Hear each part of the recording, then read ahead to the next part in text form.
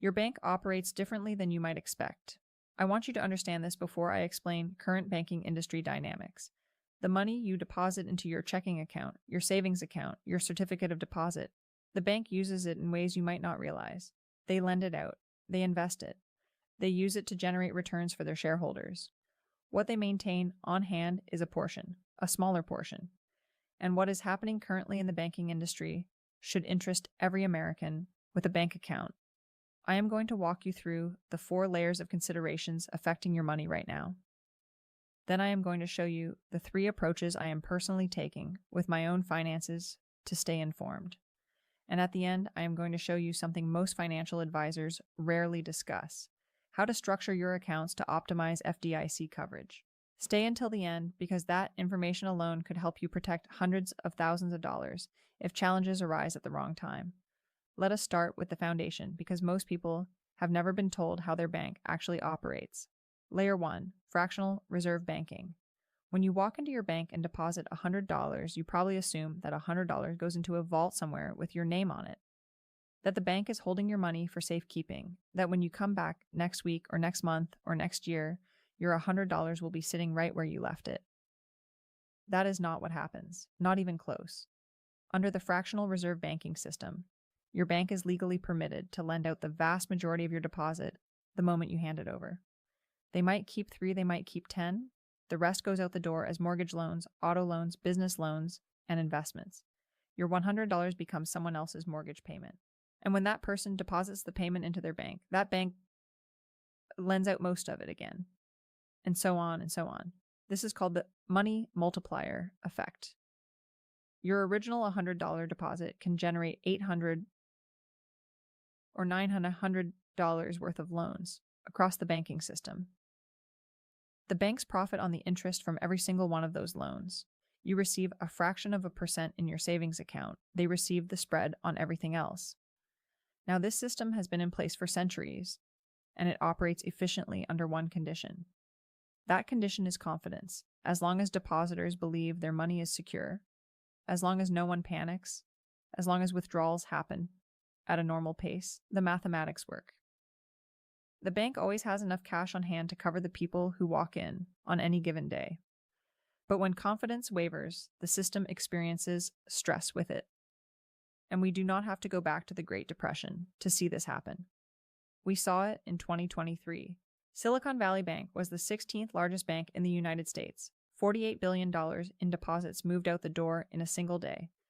$48 billion in 24 hours. The bank had been operating for 40 years. It experienced difficulties in 72 hours. First Republic Bank, over $100 billion in deposits, moved in the first quarter of 2023 alone. The bank was acquired by regulators and sold to J.P. Morgan Chase. Signature Bank. Similar situation. Customers lost confidence. They moved their money. The bank could not cover the withdrawals. It experienced failure. 3 banks over $500 billion in combined assets, affected in a matter of weeks. And here is the part that should get your attention. In March of 2020, the Federal Reserve made a decision that most Americans never heard about. They eliminated the reserve requirement entirely. Prior to that, banks were required to hold at least 10% of certain deposits in reserve, 10 cents on every dollar. Not a lot, but something. The Federal Reserve dropped that requirement to 0. Banks are no longer required to hold any minimum percentage of your deposits in reserve. None. That policy remains in effect today, right now as you are watching this video. So when I tell you that your bank operates differently than you expect, I am not exaggerating. I am not being dramatic. I am describing the legal framework under which every bank in America currently operates. Layer 2, bail-ins. Now let me explain what happens when a bank actually experiences failure. Because this is where most Americans encounter a very unexpected situation. Most people have heard of a bailout. That is what happened in 2008. During the financial crisis, banks made poor investments. They lost billions. And the federal government stepped in with $700 billion of taxpayer money through the Troubled Asset Relief Program, known as TARP, to rescue them. The public was frustrated. The banks survived. The taxpayers covered the bill. What most Americans have not heard of is a bail-in. A bail-in is the opposite of a bailout. Instead of taxpayer money rescuing the bank from the outside, the bank rescues itself from the inside using depositor funds. Under the Dodd-Frank Wall Street Reform and Consumer Protection Act of 2010, If a systemically important financial institution is experiencing failure, regulators at the FDIC can place it into a process called orderly liquidation. During that process, the bank has the legal authority to convert depositor funds into bank equity. Let me say that again, so it is absolutely clear. The bank can take the cash in your account and convert it into shares of a struggling bank. You walk in with a checking account. You walk out with stock in a company that is experiencing bankruptcy. That is a bail-in. Now, if you think this is theoretical, if you think this has never actually happened, let me take you to Cyprus. In 2013, the Bank of Cyprus was experiencing failure. The government and European regulators implemented a bail-in. Depositors with more than 100,000 euros had 47.5% of their funds above that threshold converted into bank equity. Nearly half of their money above the insurance limit was affected overnight. People woke up and nearly half their life savings was converted into shares of a bank that nobody wanted to own. That was not ancient history. That was 13 years ago in a developed Western-aligned economy. And the legal framework that allowed it to happen exists in the United States right now under Dodd-Frank. Now here is the critical detail. Deposits under $250,000 per depositor per bank per ownership category are protected by FDIC insurance. If your bank experiences failure and your balance is under that limit, the FDIC steps in and makes you whole, usually within a few business days. That protection is real, and it is important. But anything above that $250,000 limit is classified as an unsecured claim against the bank. You are no longer a depositor at that point in the eyes of the law. You are a creditor. You are someone the bank owes money to. And creditors may experience losses in a liquidation, sometimes significant losses. If you have $300,000 in a single checking account at a single bank, $250,000 is protected. The remaining $50,000 is not. It goes into the liquidation process, and in that process, you are not first in line. You are not second. You are not even close to the front. Layer 3, the priority structure. This is the part that should concern you, because when a bank experiences failure, there is a strict legal hierarchy that determines who gets paid first, from whatever assets remain. And the American depositor is positioned low on that list. At the very top of that hierarchy are derivative counterparties. These are Wall Street firms and institutional investors holding complex financial instruments. Credit default swaps, interest rate swaps, currency derivatives, collateralized debt obligations. These counterparties have what is called super priority status under the Bankruptcy Abuse Prevention and Consumer Protection Act. They receive payment before everyone else, before bondholders, before other creditors, and before depositors. Now let me give you a number that puts this in perspective. The 5 largest banks in the United States, JP Morgan Chase, Bank of America, Citigroup, Goldman Sachs, and Morgan Stanley, collectively hold over $200 trillion in notional derivative contracts. $200 trillion, the entire gross domestic product of the United States, is approximately $29 trillion. The derivative exposure of just 5 banks is nearly 7 times the entire economic output of the country. In a normal environment, most of these derivatives offset each other. They are hedged. The net exposure is a fraction of the notional amount. But in a crisis situation, when multiple counterparties experience difficulties simultaneously, when correlations break down, when the hedges do not work as expected, the gross exposure becomes relevant, and that exposure dwarfs everything else on the balance sheet. Below derivative counterparties come secured creditors. These are lenders who hold collateral against their loans. Then come senior bondholders. Then unsecured bondholders. Then subordinated debt holders. And then at the very bottom come uninsured depositors, regular people with bank accounts above the FDIC limit. You are positioned last in line. Now let me tell you about the fund that is designed to protect you. The FDIC's Deposit Insurance Fund. This is the pool of money the FDIC uses to make depositors whole when a bank experiences failure.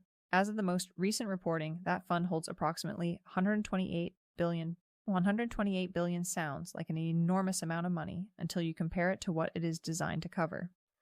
Total insured deposits in the United States exceed $10 trillion. The Deposit Insurance Fund covers approximately 1.2% of total insured deposits. 1.2%. If one mid-sized bank experiences difficulties, the fund can handle it. If 2 or 3 regional banks experience difficulties simultaneously, the fund can probably handle it. But if we experience a widespread crisis, where multiple major institutions are in trouble at the same time, the FDIC would need to borrow from the Treasury Department to cover the shortfall. And that borrowing is not automatic. It requires political will. It requires congressional support. It requires decisions made under extreme pressure in the middle of a crisis. I am not saying the FDIC will experience failure.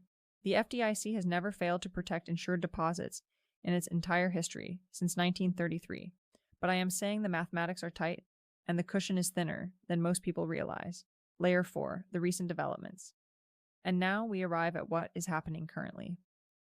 What prompted me to make this educational video? Because financial regulators have been discussing changes to bank capital requirements under the international framework known as Basel III. Let me explain what Basel III is and why it matters to you. After the 2008 financial crisis, international regulators agreed that banks needed to hold more capital against their risks. Capital is the cushion that absorbs losses. The more capital a bank holds, the more losses it can absorb before it becomes insolvent. The more losses it can absorb, the less likely it is to experience failure. The less likely it is to experience failure, the safer your deposits are. Basel III is the set of international standards that dictates how much capital banks must hold. It has been debated, revised, and delayed for over a decade. Recently, U.S. regulators have proposed versions that would adjust capital requirements for the largest banks. These proposals would require the biggest institutions to hold certain amounts of money in reserve against potential losses. The banking industry has responded with significant lobbying efforts. They have spent considerable resources. They have argued the rules would restrict lending. They have said it would affect consumers. They have said it would slow economic growth. They have pressured lawmakers. They have submitted numerous objections during comment periods. Recent proposals have involved various adjustments to capital requirements. Some banks may see reductions in required capital levels. Let me translate that into plain English. During periods of economic uncertainty, with various global challenges including energy price volatility, geopolitical tensions, and market fluctuations, regulators continue to evaluate how much money banks should hold against potential losses. This is an ongoing discussion. The comment period for proposed rules allows public input. You can visit regulations.gov and submit your thoughts. Tell the regulators what you think about banking capital requirements during periods of economic uncertainty. Your comment becomes part of the public record. The regulators are required to consider public input. Now, let me shift from the educational information to practical approaches, because understanding these concepts is only useful if you know what to consider. Here are the 3 approaches I am taking with my own finances. This is educational content only, and not financial advice. Please consult with qualified financial professionals before making decisions.